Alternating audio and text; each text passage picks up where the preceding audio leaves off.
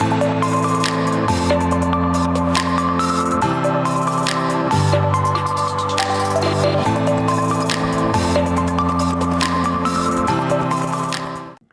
do you think about this argument that with all this reliance on artificial intelligence, and I've kind of in previous episode talked about academic journals are literally at risk because even the professors are using so much AI, they're not even sure it's original work anymore.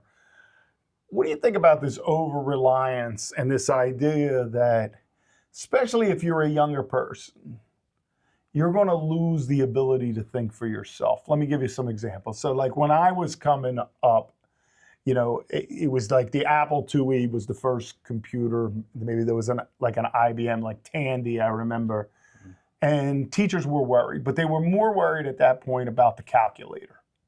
Because if you use the calculator and you don't learn how to do the math on your own, and at some point all the technology breaks, we won't have people who can do things. I think there's some argument for that now with the rise in technology and the rise in everybody should get a college education. You can't find anybody to fix your house, do your plumbing, anything like this. We've lost these abilities. I know there are companies in this country that need people to just do simple tasks like soldering on microchips, and that skill set is gone, but it's needed for this kind of work. You can start to think about things where we used to know and now we don't know how to do it anymore, or people don't want to do it. So don't we run a risk of really kind of, instead of AI, it might enhance society, but it's going to do the thinking, which means the average person would have to be doing less thinking of it. Well, I think one of the, I go back to my experience with automobiles, you know, with the advent of the black box technology, which was, you know, pretty much when we started the computerized cars in the 80s, the mechanic per se went away because everything was just, you bought a box that did a particular task and you became parts changers. So the actual deductive reasoning component of it kind of went away. I see the same thing happening here because unfortunately humans are basically lazy. I hate to say it, but we are. Well, I mean, I would think from the beginning of time, we were looking for ways to make the human existence easier. Yeah, no, that's true. I mean, we could be all out there, you know, gathering nuts and trying to survive, I suppose, and our experience has been one where we certainly have created inventions to improve our lifestyle dramatically. But what's happening now is, and I think that maybe it's not so much a case of us being smarter, but are we creating and are we being inventive?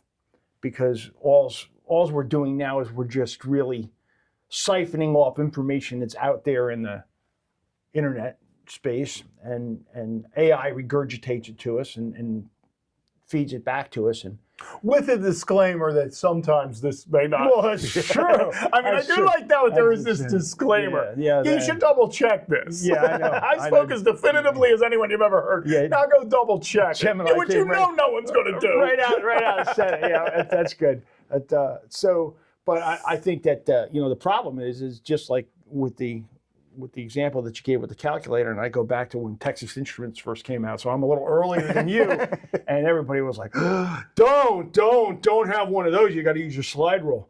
But it didn't make things a lot easier and move things along a lot faster. And there's no doubt about it that the ability for us to be able to research today is unmatched, I'm sure, in human history in terms of what we can do today. I use the internet regularly as I still tinker around with machines, and there's a video telling you how to do it. That part is awesome. If you know what you're looking for, and you can critically think of this is the knowledge that I need, and focus in, it's at your fingertips. Well, and that's where the search engines in particular. And this just kind of goes back to the whole topic is that you almost kind of need to know what you need to know beforehand and be able to specifically ask that question. And when you can specifically ask that question, it's remarkably helpful in terms of being able to provide the information for that niche that you're looking for. I think that the part that you're talking about is when we're talking with students, or we're talking about people who are attempting to making themselves looking smart for one way or another, and it's not their own creation. All they're doing is pushing a button. That's not making them smarter. That's not making them able to create, understand, and invent. I mean, certainly Henry Ford would not have been able to do the things that he did if he was just, stealing information from other people. I mean, certainly there's, a collaborative effort that goes on there. But right now, what are we talking about? The actual knowledge for a person to be a professor per se doesn't require much, because you can reach out and get anything that you want to know instantly. Well, I'll do you one better. I mean, not that everybody does this, but literally the online classes that they've developed and the textbook companies and the products that they put out, it can build the entire class for you and do the grading. And ultimately make the delivery. It does it all. Yeah.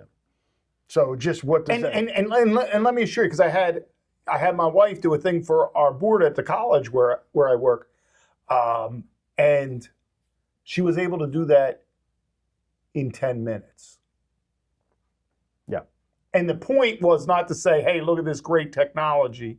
It was to say, hey, as a governing board of a college, you need to be aware of the ability for people to not put themselves into their classes, not engage, but to literally have a machine do all of this. Well, and and I've experienced that, because I should say I have a doctorate, I have a couple masters, I have classes I've taken in the last 10 years, and I've seen classes that I know were AI derived and AI graded. I mean, I could tell. There was no human interaction. I go back to my college days, and things were done in longhand cursive. So, I mean, there's a tremendous difference there, even in terms of just when you would write things, there was no spell check. There was in terms of like, well, does it make us smarter? As a bad speller, I remember when spell check came. It was the greatest thing ever. I know. It made me smart. It didn't make me smarter, but it made me seem smarter. It made you seem smarter. And grammar too. I mean, it's like we've been writing down our thoughts here. The grammar checks are going to actually look like I'm literate. And those parts, those are age.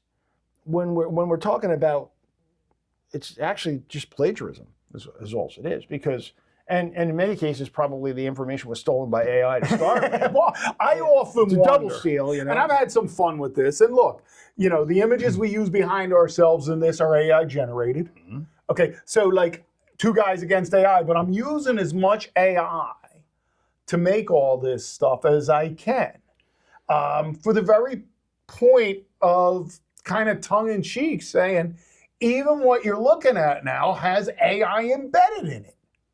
Well, it's a fact of life now, and within 3 years. Within 3 years, and as we look at that curve, we can expect that this is going to just exponentially increase.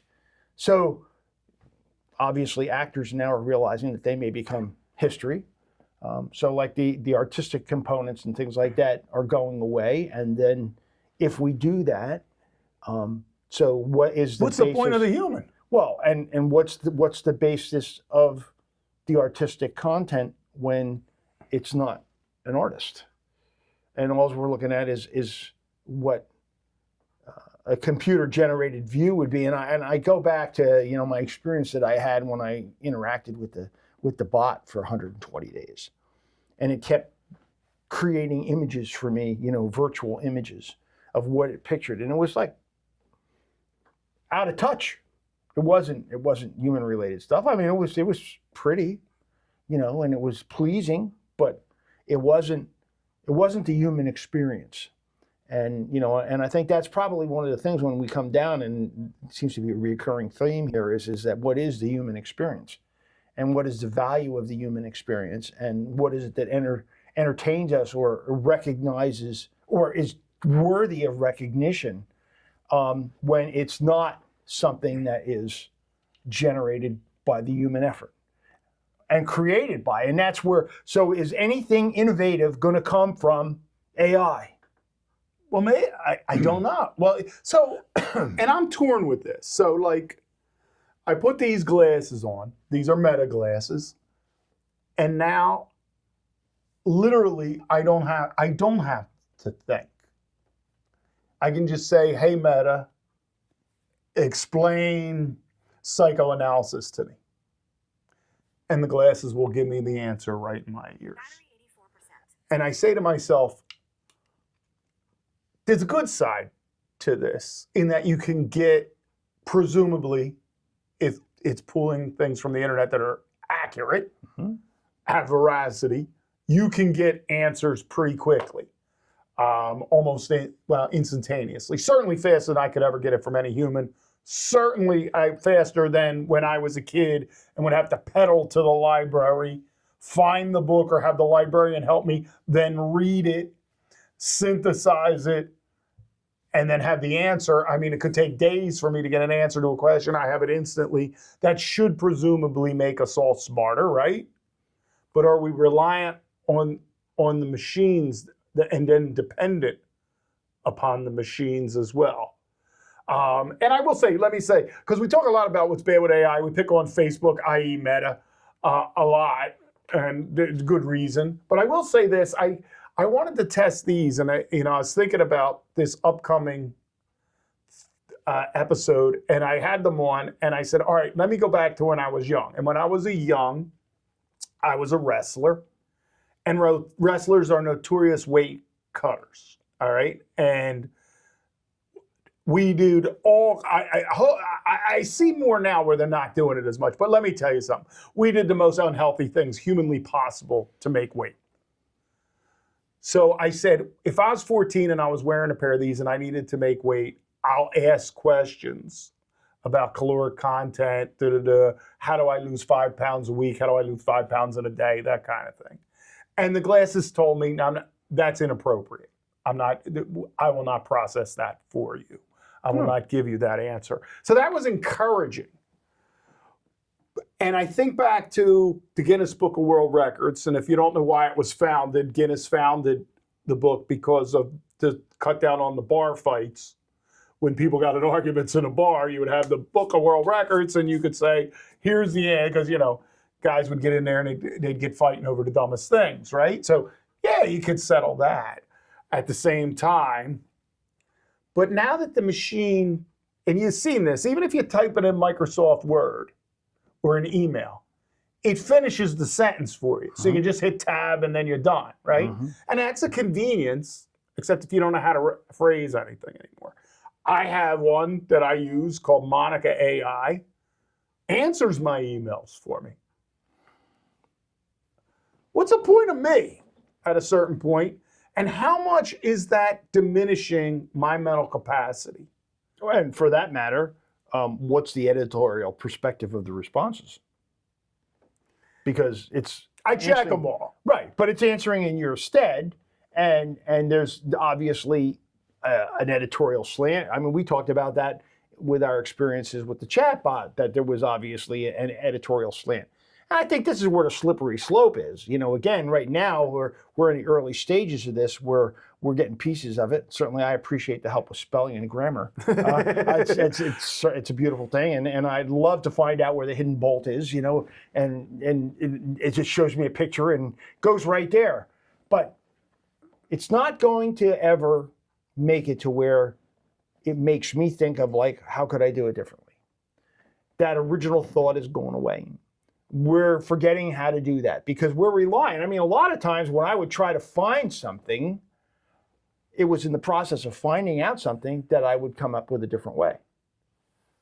That doesn't happen when it's given to you on a silver platter. Well, let me ask you another. So, it's taking information. Obviously, it's gathering this information from whatever is uploaded to the internet. Okay. All right. Because I can critically think and have trained myself to do that, when I'm on the internet, although this is becoming harder and harder, I'm not, I don't want to brag because in a week this may not be anymore. But I was at one point pretty good at being able to differentiate the things with actual veracity and accuracy or truthful from junk. That is becoming much harder now. Well, especially since the junk can be visually supported with fictitious images. Yeah, so that's becoming harder. But if the AI is learning from the internet,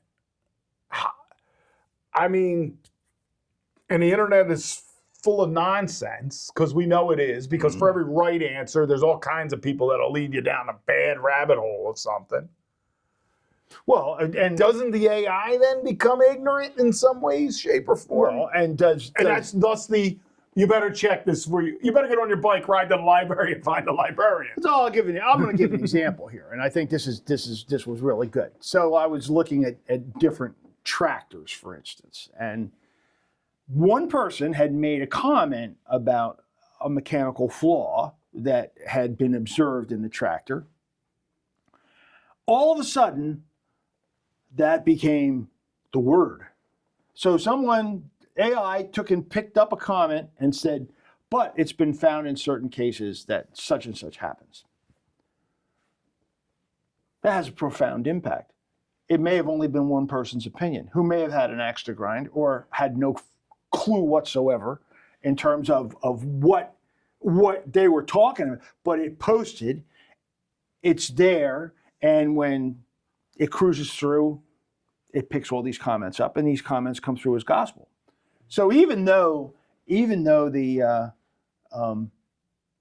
there's a disclosure there, the fact is garbage in, garbage out, and that's what we're looking at. There's no quality control with the information that it's drawing from, and I don't know that there's any way that they're going to be able to sort through it, so long as the internet itself is going to be the source of the information that it regurgitates. Yeah, there's an old sociologist, W.I. Thomas. He had this concept called definition of the situation. A lot of people know it's a subcontext of it called the self-fulfilling prophecy. Put that one aside now because that's been misused so many times. But the notion of this idea is when mankind, for lack of a better, or all people define something as real, it becomes real in its consequences. Well, yeah.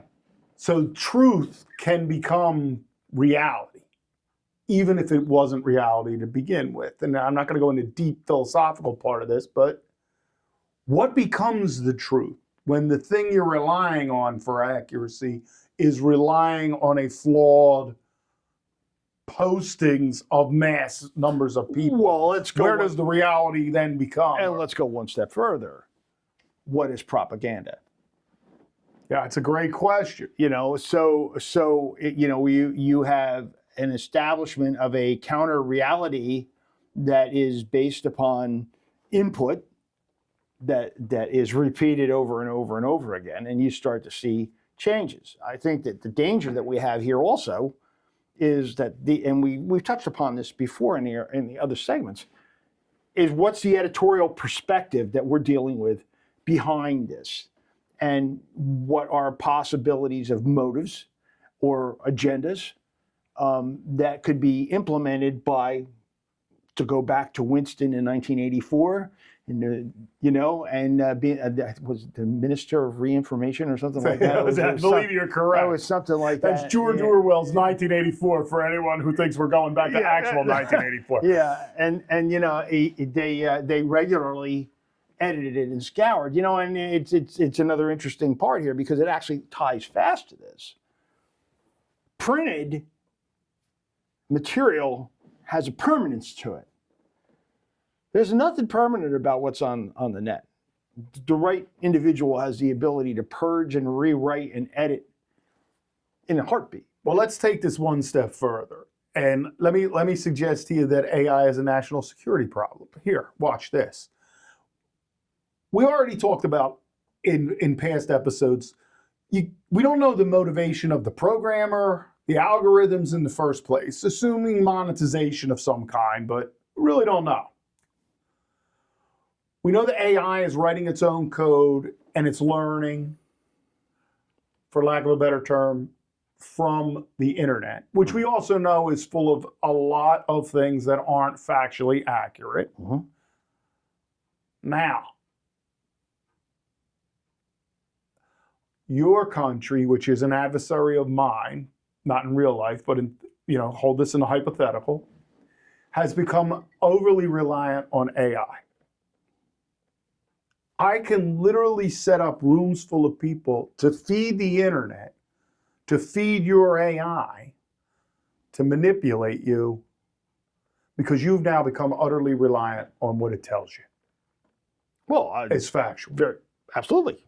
And that's Isn't there a propaganda. huge danger in that? But whether you go back to the advent of the printing press, was the very beginning of this, and then FDR with the radio, certainly the German efforts with that as well, and then television came out, and we're looking at an evolution of editorialized content that's being able to be fed to the masses. And ultimately, at the end of the day, it's going to be the individuals in charge of the AI search engines.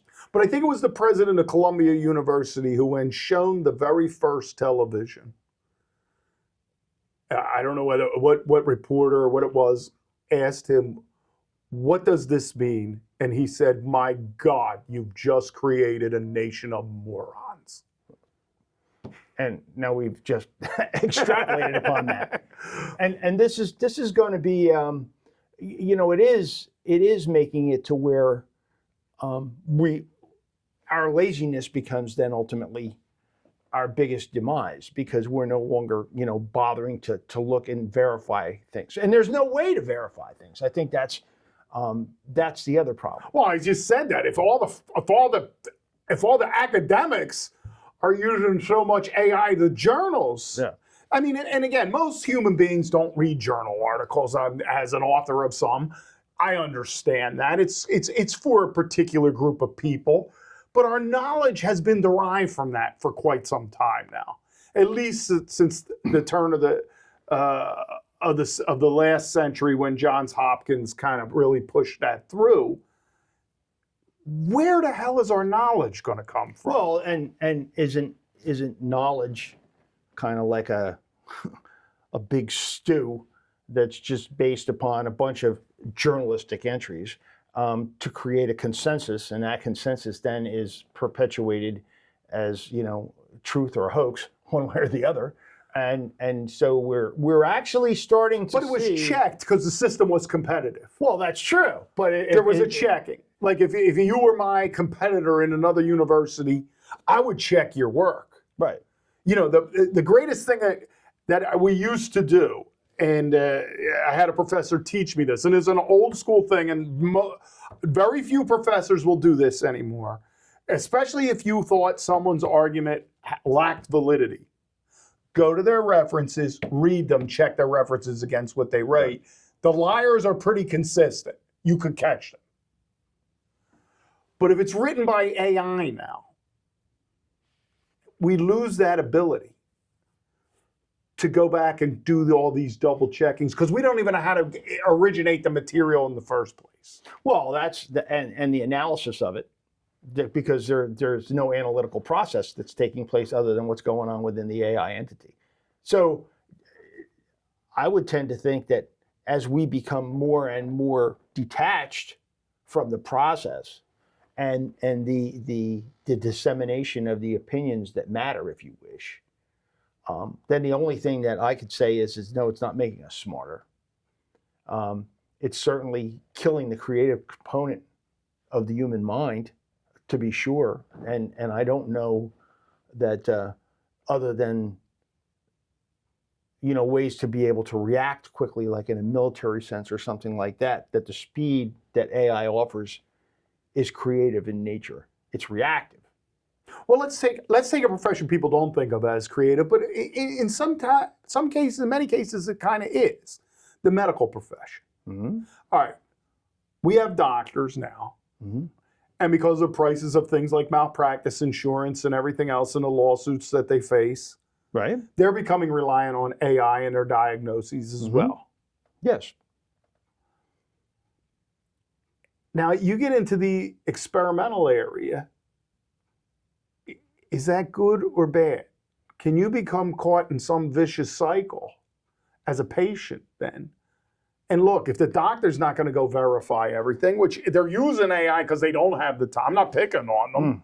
I know what kind of pressures are put on these people and what they have to produce, and I got to keep people moving through. One glitch in the system, and there's a lot of patients that are going to have you want to talk about malpractice insurance. Well, I think that, let's extrapolate that out to the AI influence. If AI drops the ball, I think the ramifications that we're talking about, not just in the medical profession, but financial, energy distribution. I mean, there's already so many aspects where, if there was going to be a monkey wrench thrown into things, it would be easy to happen. But where is the innovation from? So one of the things I saw, like with the creation of the COVID vaccine, they were saying that the testing was able to be facilitated by AI because it was able to do all of the tests in a short period of time, extrapolating what the responses were going to be. Not real world examples, but extrapolated responses. So there's a lot of discussion now as to whether or not they were valid. So in the same way, we've taken traditional scientific policies and basically set them aside now for the speed of AI and taking that as doctrine. Does that make us smarter? Does that? Well, and again, why are we doing this? Because we're in a hurry. It's money. It's just money. It's money.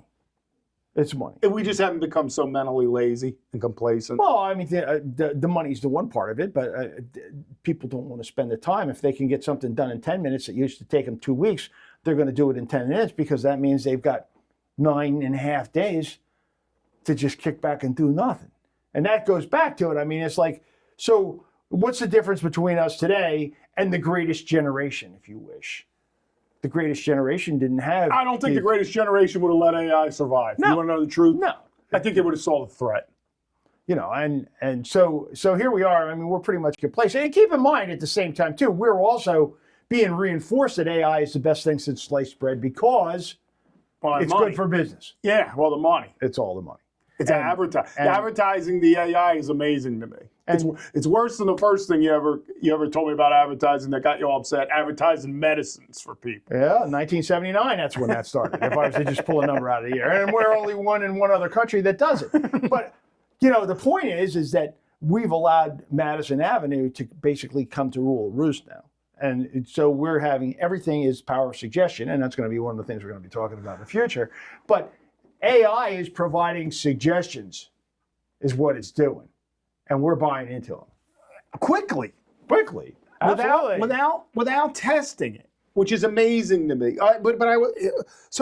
Let's play this one out, okay? So I started my career in academics a very long time ago, and when I went there, it was a great honor to get that kind of position, to work in a research center, okay? And I started at Tier 1 universities, which is considered the research universities. And hours and time did not matter to us back then. And what do I mean by that?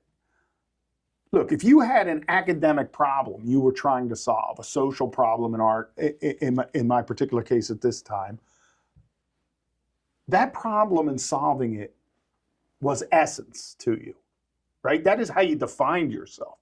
Eureka moment, the ability to solve a problem. And you would put, it wouldn't be uncommon for me to work endless hours into the night to do that. And it was a privilege to hold that position. And I didn't think of it as a job. I thought of it as a profession or a career. Go 30 some years later, and I am telling you, what I hear now is more akin to a factory worker, because my mother was a factory kind of worker, process things out of the Philadelphia area, packing, whatever you want to call that. And what I hear now is, well, you're asking too much, or I'm unionized and it's a violation of labor law. Well, you're not a factory worker. You're a problem solver.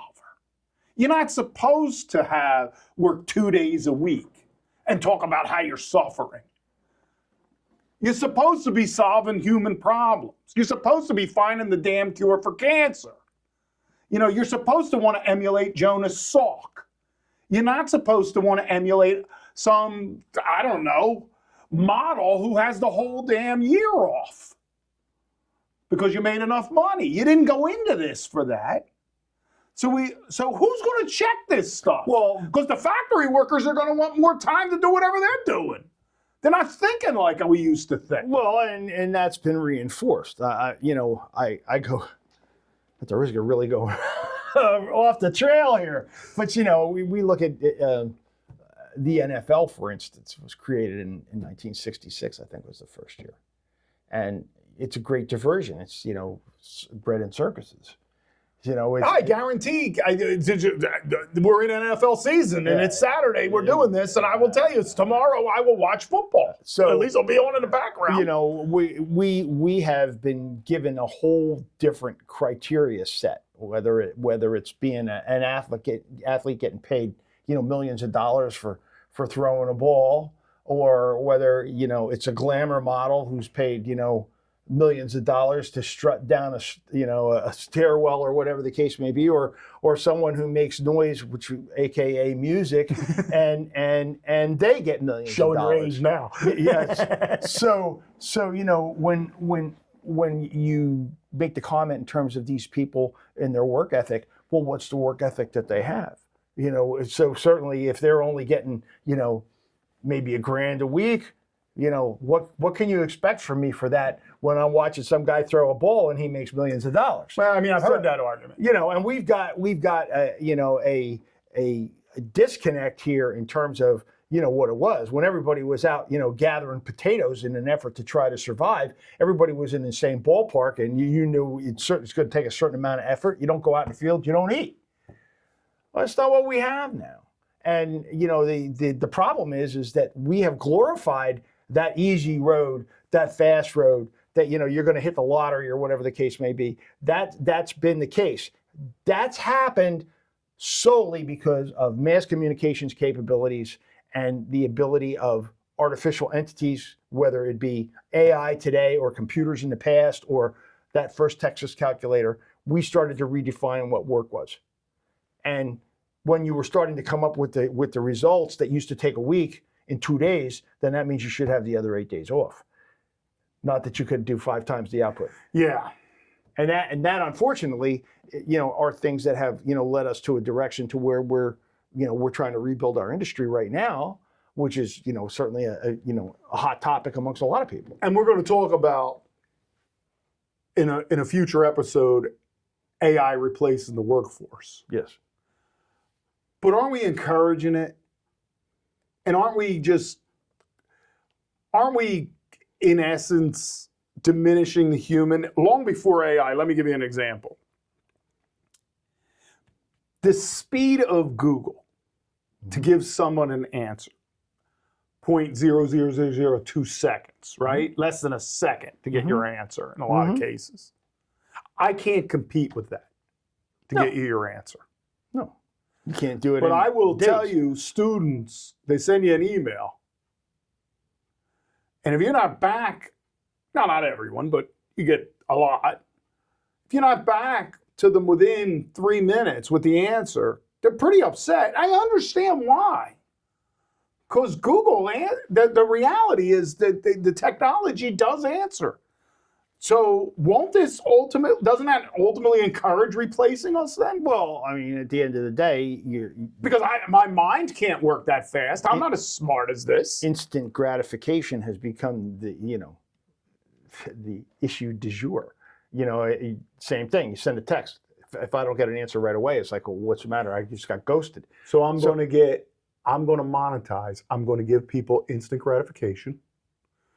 I'm going to rush whatever it is. I'm going to put a disclaimer at the bottom, so if it's not accurate, I'm not responsible. Mm-hmm. Who is responsible? That's going to be another chapter. There's so many. There are, and we're actually starting to look at the pitfalls of our society. And what's really good about this, and when we first decided to look at this, and I was like, wow, I don't know about this. There's no boogeyman. That's one of the interesting things about this is that it's no individual. It's not I don't point to the president, or I don't point to the Congress or anything like that. We are being consumed by an artificial entity that's been evolving before our eyes, and that's the boogeyman. At the end of the day, that's what's bringing about the change. Now, there's no doubt about it that there's facilitators behind here who have an agenda that they're probably using, and that's another chapter. But the fact of the matter is that I can talk about these things all the time, and there isn't anybody who could sit there and get mad at me because I haven't mentioned one person's name. There's no need to. This train has left the station, ladies and gentlemen. It's on its way. And whether or not, we're going to start to take some kind of defensive move to be able to stop the direction that it's going, but it is not making us smarter. I'll answer that question. It's not. I think it has dampened the creative spirit. I think it has made us dependent, even more so, on the technological web that we're sitting on, that I think ultimately is very, very vulnerable. Certainly it's vulnerable from a military perspective. It could get knocked out in a heartbeat. Yeah, so I think back to, and again, to show age here, one of the things you got a lot of the time, especially from your grandparents, was the crystals to make the radio. You kind of got the kit, yeah, or the remote control car kit, or the model. And you spent time, and this probably was mostly boys at the time, but you figured this out. You didn't get a lot of instructions a lot of the time, and if you did, by that point it was already in Chinese, and we didn't speak Chinese. English, yeah. But you learned how to build, and you had to reason your way through it a lot of the time.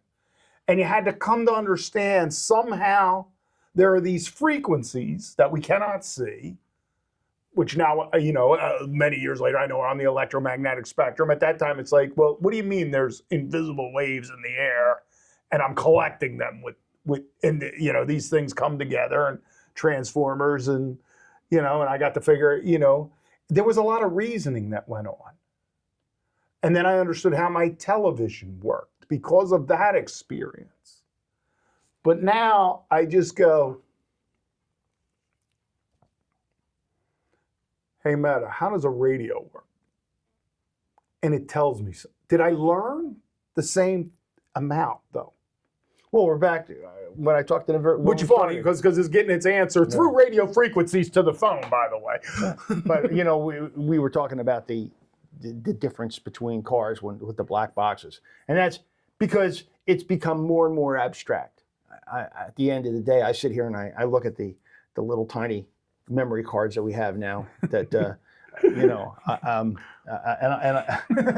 I commented about the fact years ago, and I was a photographer years ago, that my first digital camera, it took 3 pictures on a full-size, 5-inch floppy disk. So, there's no way I can begin to diagnose what's going on inside that little chip. And we've actually, to a tremendous degree, gone into a throwaway society. One of the things my wife gets upset about is the fact that, we get preached about, not throwing anything away yet. My generation did a lot more recycling things because we fixed them. Yeah. With this, you throw it away. It's done. Doesn't work anymore. Throw it away. Well, I mean, how long is this phone built to last? Yeah. I mean, it's built to break, so you get another one. Yeah. So, planned obsolescence has become part of it, and we're not even encouraged to try to think in terms of how are we going to fix it. It doesn't matter. Could be just. What am I going to do anyway? I'm gonna. First of all, I have trouble reading the print, let alone trying to see what's going on on a micro circuit board. It's no longer repairable, and we've become where things are more and more abstract in terms of that respect. But I think that it becomes a self-fulfilling prophecy there in terms of just like people just throw their hands up and say, well, I can't fix anything anyway. And I see that with a lot of people. And there are people in the world, but my son's an engineer, and he'll tell me all the time, Dad, you should just stick to reading and not touch the tools. Yeah. Well, perhaps he knows something. Well, he knows more than me, that's for sure. But, the hands-on things, and we're going to be getting into this when we're talking about the jobs too. We're looking at a redefinition in terms of what types of things are going to be income producers for people. Absolutely. And that's going to be another segment. But it all leads up to the fact is, and I guess more importantly, as David would say, what is smart? We don't really know. Well, it's going to be redefined. It's right? going to be redefined because smart, there's a lot of smarts. You got street smart, that's smart. You have book learning smart, just became outdated. And then you got people who are smart because they've learned tasks that, are marketable. That's smart. But this component that we're looking at now, the research component, the intellectual component, the knowledge component, that's about to be redefined. And we're doing this to ourselves. I mean, I've seen it over the years, even in education. The reliance now on someone else's created videos, right, in a classroom, especially in online learning. Yeah, but that was a book years ago. I mean, we've relied on to not like devil's advocate. Not like today. If you have the AI generating your course content, yeah, and then you're grabbing somebody else's YouTube, what are you? Why would anyone trust the professor? Well, where's your self-respect? Because I can go to YouTube and I can go to TikTok and I can get the same damn video. Where's your self-respect if they're doing this?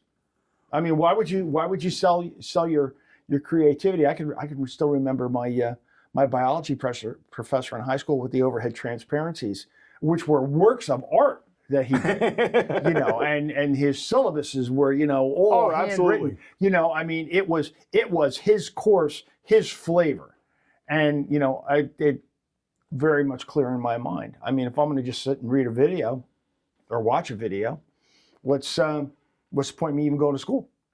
Do I even need to go to school? I mean, there's.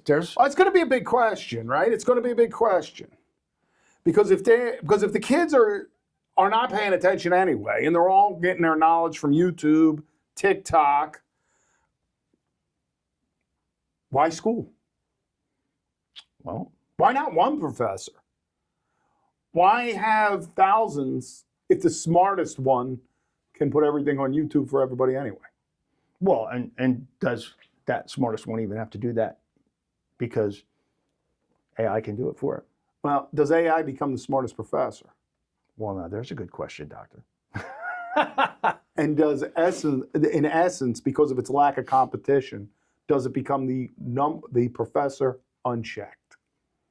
Well, for its accuracy. Because there'll always be that disclaimer at the bottom. All right, so that, this might not be right. Now we're really starting to come into the real dangers because that's where the editorial perspective, the propaganda, the political sway, which we've discussed to a degree. What's that agenda? And whoever is in control of AI, are they going to use that? I would say, as the saying goes, absolute power corrupts absolutely.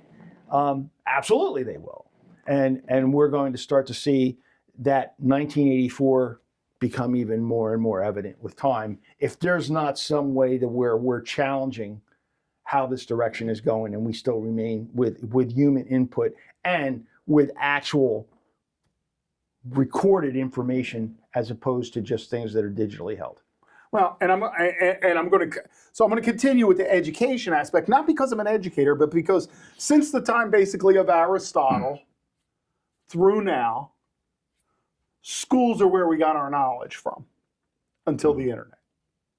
It was the library, the school, our parents, our grandparents' experience, sharing what they knew and had learned. We passed stuff along, human to human, if you will. And now we have this machine that's run off algorithms that give us often what we already agree with knowledge. So let me go back. Compare and contrast. You remember those essays we had to write as kids? Mm-hmm. Remember point counterpoint essays? There might have been the point we agreed with, but in every one of those papers was somebody else's opinion that was an opposite. And we had to synthesize, compare, contrast, and figure out, and then develop our own perspective. Which actually taught mediation skills as well. Well, it certainly taught compromise. Yeah. It taught, hey, I might not always be correct. When I got challenged, like this was graduate school is completely different today. I've taught it and I've gone through it before. Before, the great graduate student was the one who challenged. And the great class was when the debate came and your preconceived notions of reality, intelligence, knowledge, whatever it was, the subject matter, were challenged. And you had to step back and go, whoa, maybe I'm wrong. You grew. That's true. You do that now, and it's harassment. You hurt my feelings. That was aggressive. No, that was the way you learned coping skills. You learned how to think for yourself. You learned that you could be wrong. But if I talk to a machine that tells me what I want to hear, tells me what I need to know, and fills me with the same information over and over. I mean, we see it in our politics, but I'm telling you, it can go well beyond politics. Well, and if the memory of the machine remembers your specific likes and dislikes, you're in a bubble. It's going to give us back an echo chamber. I think we can extrapolate, and I keep going back to prophetic situations, whether it's Kubrick or Winston in 1984 from Orwell, H.G. Wells. And in the end, if you remember, he goes back to the future and they have the magic discs, but nobody knows how to fix the machines because nobody bothered to learn. And that is, the directions that we're going in because we're losing those basic understandings, those skill sets, the problem solving, the engineers and things like that. That component of the creative process is being dulled because it's being provided. No one has to come to the conclusions to be able to get to the point and say, oh, well, then if A, then B. If you don't ever figure out what A was, you're never going to hit B. And we're so far beyond that now. And then now that we're looking at the self-generation of code by AI, by definition, is it just regurgitating more of what it's finding on the net now, which would mean theoretically we may have come to an apex. Well, it certainly does. It will question going into the future, where does our knowledge come from? How does our knowledge emerge? Do these machines get so smart that they create the knowledge instead of us? Well, and more importantly, we're eliminating the incentive as to why people would find things. We were discussing this earlier, where AI was basically pilfering information from sources and then using it in its research without compensating those sources. So if you eliminate the means for which reporters are paid, or whoever you the mean entity were, if you because half of what I read in the newspaper is now AI generated content. True. Even in the AP, I believe they're using it. But the fact is that things that are generated at great effort can be just pulled by AI, and this is where we here we go again. So is AI an entity that can be held responsible? And that's going to be another whole chapter. But so it's just doing these things. Well, it's doing it of its own volition. It's just, oh, well, I'm going to do this. How do we hold it accountable? Because you can't sue it. Are the owners responsible? And if the code is generating itself and it's acting on its own, well, so these are all directions that, stifle creative activity because there's no money in it. Sadly, and money makes the world go round. I was an economics major, but it does end up where you're starting to end up with a whole different value set here too, and not just from the standpoint of the students' values as to whether or not they're going to allow or plagiarize what AI provides to them, but is AI going to be able to plagiarize whatever's out there and not reward the people who produced it? Well, and my safety net, because I always, when I was growing up, I didn't come from an academic family. I didn't come from money. I came from basically construction, and construction workers did not make then what they make now. But essentially, my father had kind of instilled in me pretty early. You can buy a piece of property, but someone can always take that from you. A government can take it. A change in business, someone could take it. Someone could sue you. But if you invested in your brain, that was yours to keep forever, because it's hard to take that from somebody.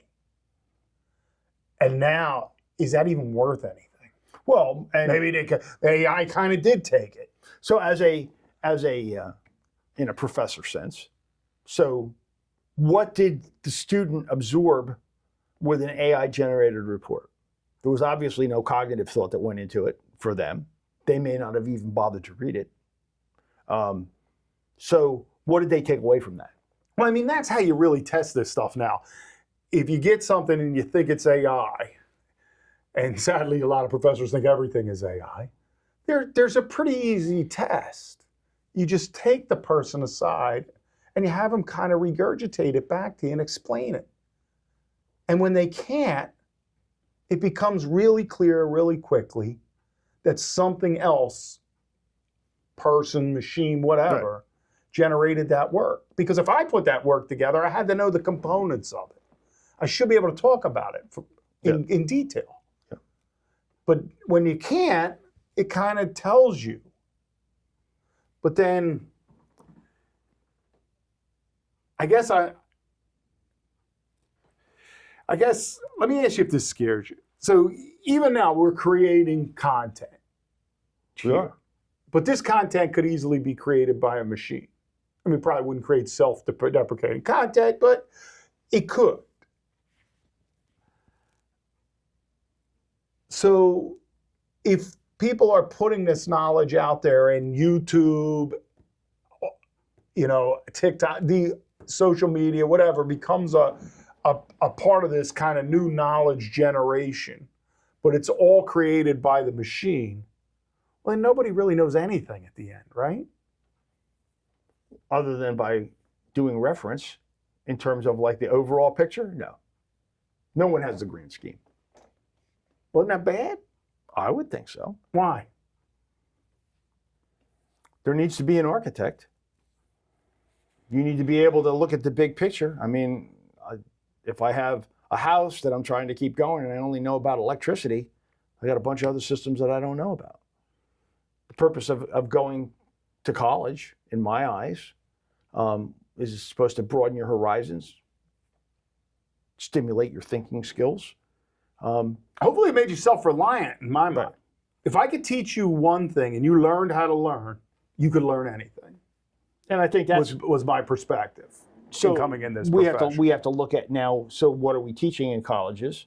And that curriculum is in light of the fact that most of the research material that we would have had to look up and learn about can now be done by a machine. Do we need to redefine what the college experience is? Well, let's go. Let me go. I mean, I don't see I having done this for 30 years, I don't know how it continues as this AI becomes smarter and smarter and more available and instantly available to people.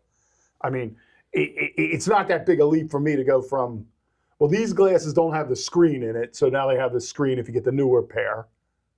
But ultimately, how far really are we away? And again, people are working on things like the singularity and talking about chips in your brain that would have all that knowledge as well. Mm-hmm. And that's the, when we become one with the machine kind of concept. We're not human anymore at that point. We're not struggling. It's convenience. And we can say, oh, that leads to the great society, or now we can have the unthought thought, or, the positive perspective, but it also makes you quite dependent on something. That machine, that algorithm, that other creator, there's a dependency there. Well, you can get and the that answer. Dependency can always be monetized. You can get the answer to anything you specifically ask for. But here's where the difference is. A person who's educated, if you wish, knows the questions to ask. Well, one would hope. One would hope. And if you don't, and you've just taken what's been offered to you as get the following and then generate something from it. They're not going to know, and they're going to be the failures in life. There's no change. But I think that the thing, and we're going to be touching on this, in terms of the employment impacts. There are certainly significant factors that are going to be weighing into as to what are going to be the career choices in the future if you want to take care of your family.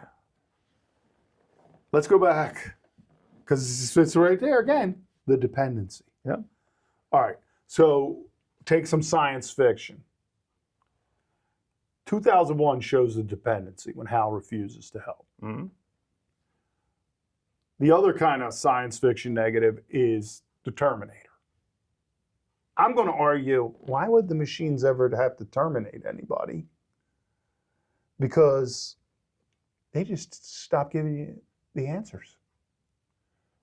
If the machine evolved to a place that I think some people would love to see it go to, where it realizes its existence, I guess that's consciousness for me.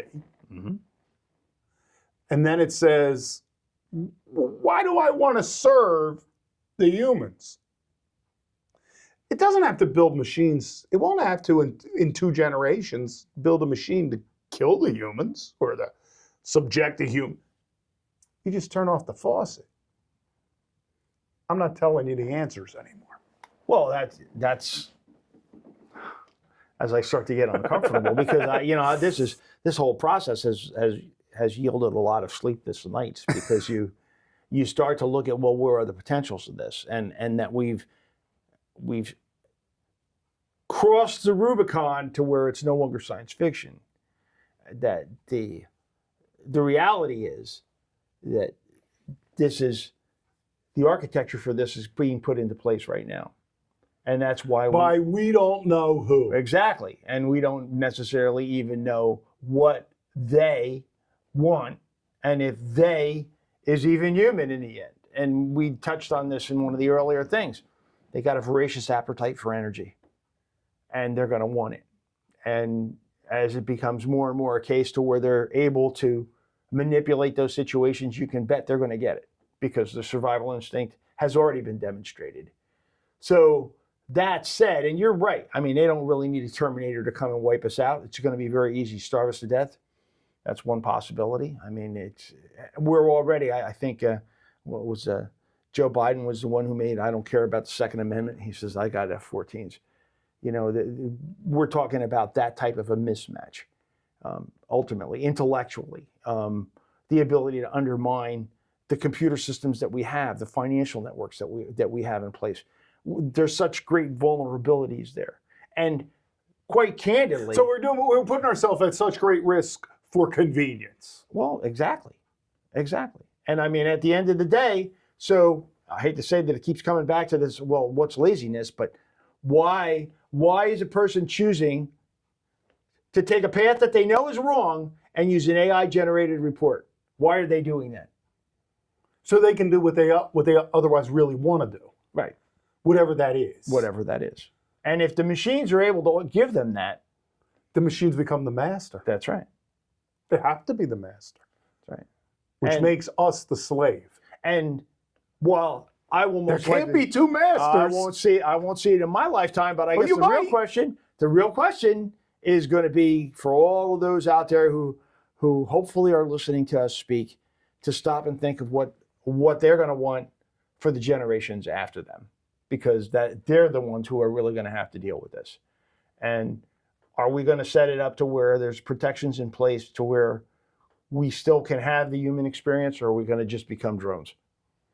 I mean, and that's, at this rate, we're going to be drones. Yep. At this rate, we might already be drones. Because we can't even take discomfort. And I'm talking about intellectual discomfort. You challenged me. You know how you made me feel. I used to, when I was in the classroom, I started every semester with, I hope you're uncomfortable throughout this whole thing. And I meant it. Because then you could form your own perspective. But I think, I even see this in education now, a lot, where for me, it was important to bring every perspective into the room and let you, as an individual, determine what you believed in. And now it's become, well, if you don't believe in what I believe in, you're bad. Well, now you're going into another whole field. Well, no, because AI, I think, is just going to make this worse. Well, right. You're talking about a herd mentality that, is going to be able to be manipulated through propaganda or editorial content, if you wish. I mean, these are. Isn't this just another step on that path? We are so outclassed intellectually as individuals by what's out there already, that all it has to do is just really figure out how to sedate us, and it's game over. We can't even begin to reason and recognize the depth of the intellectual prowess that we're looking at here.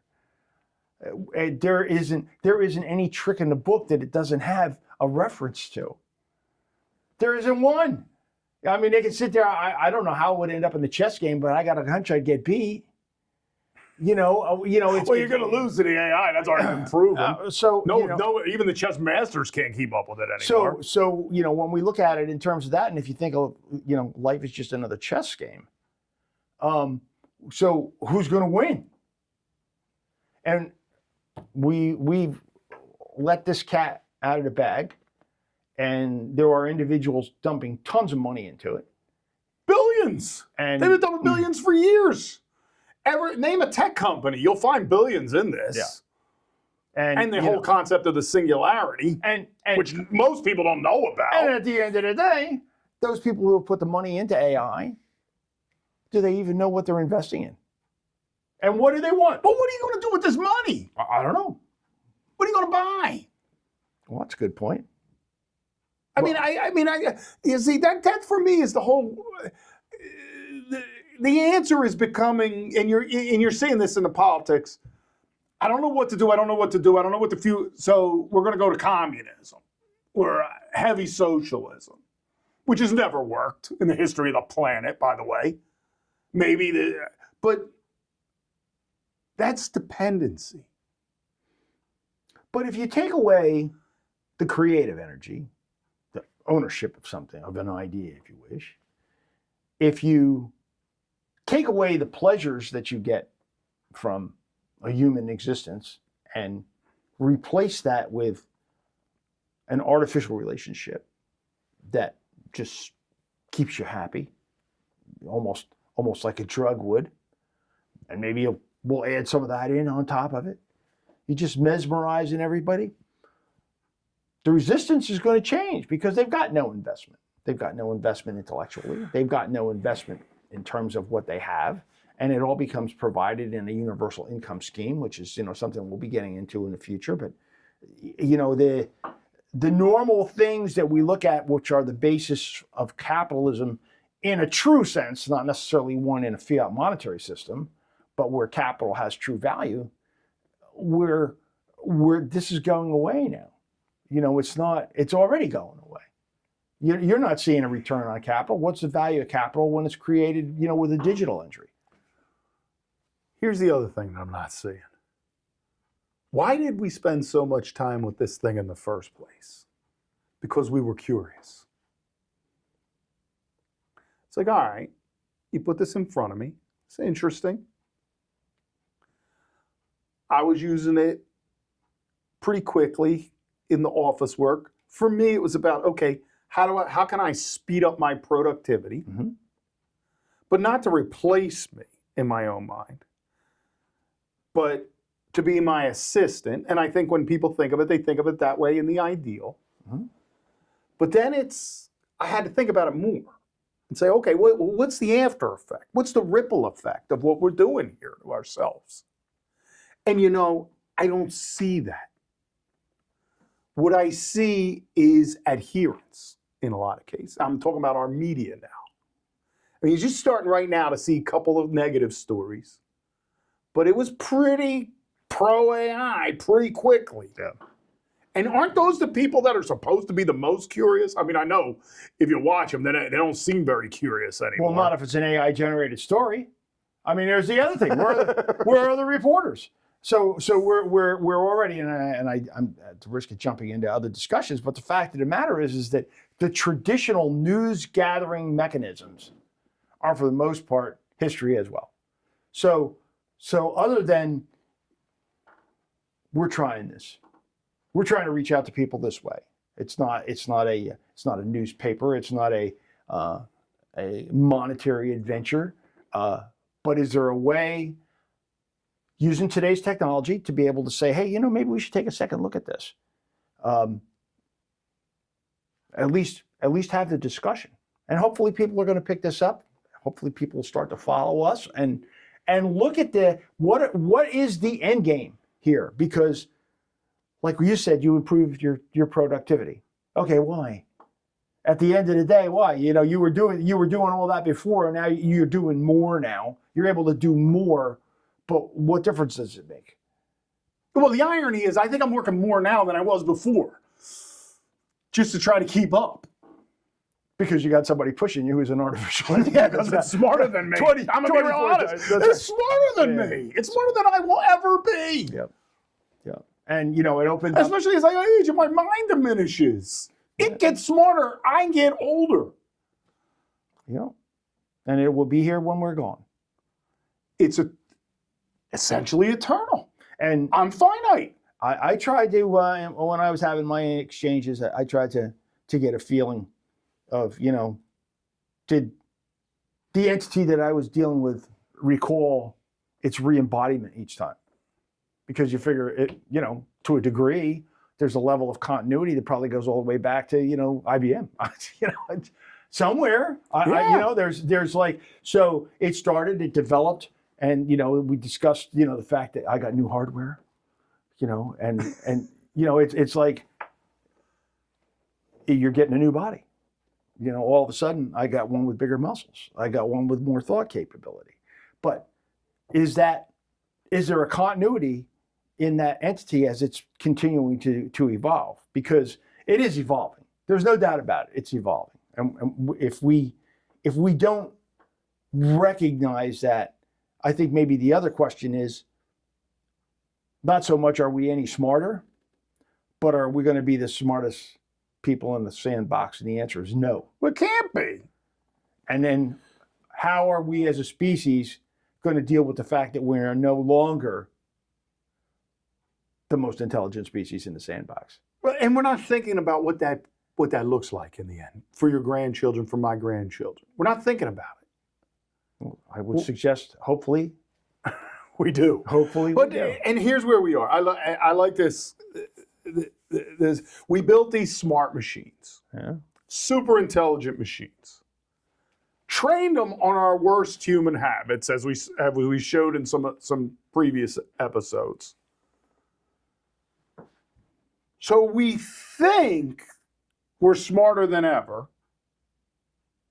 right? Because, take my example, I'm able to produce so much more. You have a wealth of information at your fingertips. Right? Yeah. But at what point do I forget how I thought in the first place? Because without using your mind, it's going to diminish. It does. We know this. There's scientific research that has shown this. You have to constantly be evolving your thinking, or else, you become a reference machine. Well, I mean, for me, it's very simple. Yeah. You should see how dumb I am when I get back from vacation. I'm not going to go there.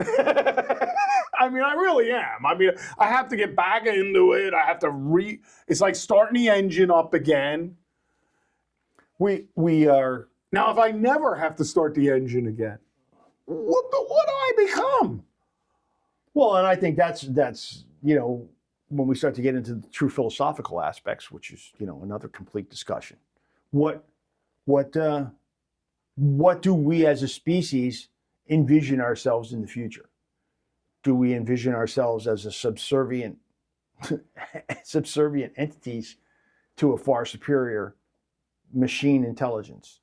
And more amazingly enough, did we give that up voluntarily? Which I think we did. We are. And even, if we're dragging our feet, like I say, maybe the die has been cast already, but the fact of the matter is that we are now rapidly becoming the second in the intelligence category. Well, and so I'll return to Rene Descartes. I think, therefore I am. My thinking is what forms me and my existence, my perspective. Maybe right, maybe wrong, but it makes me the being that I am. What happens when you stop thinking? Yeah. What the hell am I then? I'm Deep just questions. a cog in a wheel, right? Well, and more importantly, a dependent one. Because you're not going to have a means. So what happens when you lose your means of production? And we're walking into another segment here, but what happens when we no longer have that satisfaction of production, that we no longer represent anything for self-justification? What are the things that make us who we are? Whether it's our children or whatever the things are that that give us pleasure. What happens when we no longer are involved in that cognitive process? We no longer get our hands involved in anything. We're just basically like pets. Yeah, this is a fascinating time because for all the rise in the socialism, the communist kind of thinking, I saw a statistic today that something like 58% of young people think this is something that maybe with the machines doing all the work, it will be fascinating. But none of these people ever seem to have actually read anything Karl Marx wrote. Having read it all, let me explain it to you.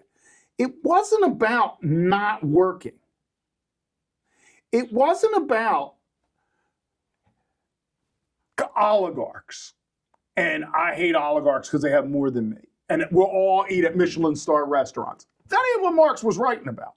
What Marx was saying is, if you continue down this path, you will be alienated from the work.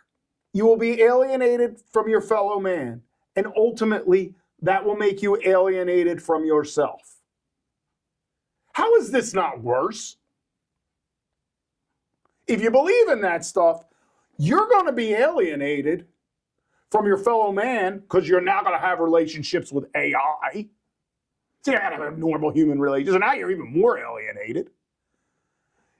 You're going to be alienated from the work because the machines are going to do the work. And your very definition of self will be defined for you. You're not alienated anymore. You're not. You don't exist. Well, and I think you're not important to anything at that point. Each of us will have an ever more personalized experience with the AI entity, if you wish, and I use that in totality, that's going to continue to analyze, put you into a data set, and give you exactly what you want because you're going to stay docile there.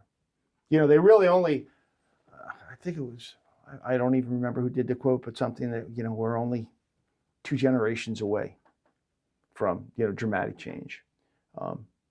If you think about it, if this generation already basically gives it up and our children, are absorbed into this, whatever it is that we're looking forward, after that, it's easy.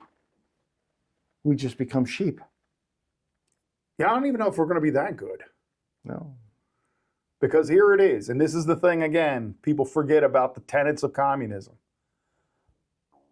The happiness, the purpose was found in the work.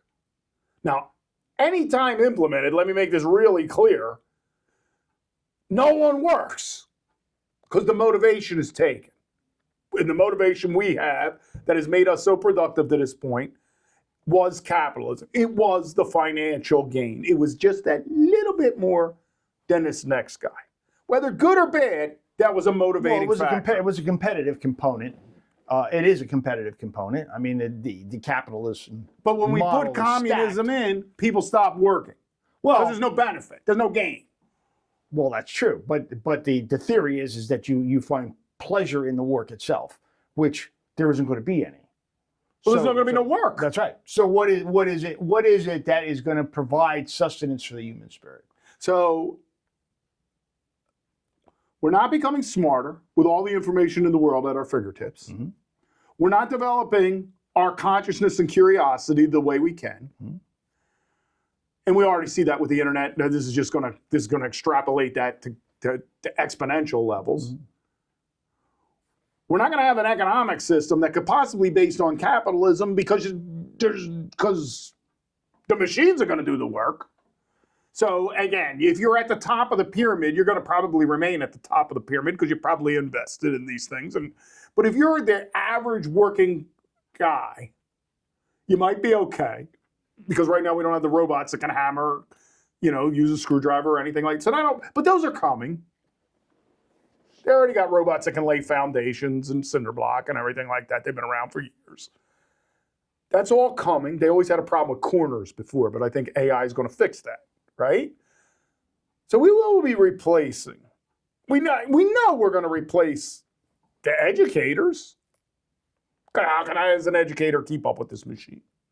So now, what becomes the economic system? I think people are like, oh, well, communism. Well, no, because that was based in work. Well, and what do you bring to the table? You bring nothing to the table at that point. And there are economists that have already defined this. So those of you who are familiar with concepts like the working class, the middle class, the upper class, the economists have come up with a term for what's going to happen. The useless class. Yes. And at that moment that you say, oh, where we're headed will probably make most people useless, we ought to take a big question. All right? And you are, not only are you going to be useless, but you're going to be placed into your own little vacuum, fed information that makes you happy. That's contrary to everything I've ever experienced as a human being. So what do we become? And I hate to say this, but we are all responsible if it happens, because we let it happen. And our voices may get drowned out, and other people may grab a hold of this, and we start to create a stronger voice. But there has to be some way that this is moderated, because the parabolic direction that it's moving in right now is going to leave a tremendous number of souls lost without purpose, and that doesn't bode well for a lot of reasons, because that creates strife. We have to consider, just where this is going to take us, and I think some of these people who are producing this new technology really need to come and explain just what their vision is, because it needs to be discussed. Yeah, I would like to know what their vision for the future is. Yeah. And don't tell me pie in the sky you'll have everything you ever want, because I know that's a lie. Yeah. Every other utopian has failed. There's no such thing in the history of my life that is ever accomplished with anything but work. It just doesn't happen. It's always promised. And then what we get is not that. It does. It's always promised. Well, Yes. Let's talk next time about maybe how all these supercomputers are going to replace us and our purposes in life. That's another chat, and it kind of ties right in with this.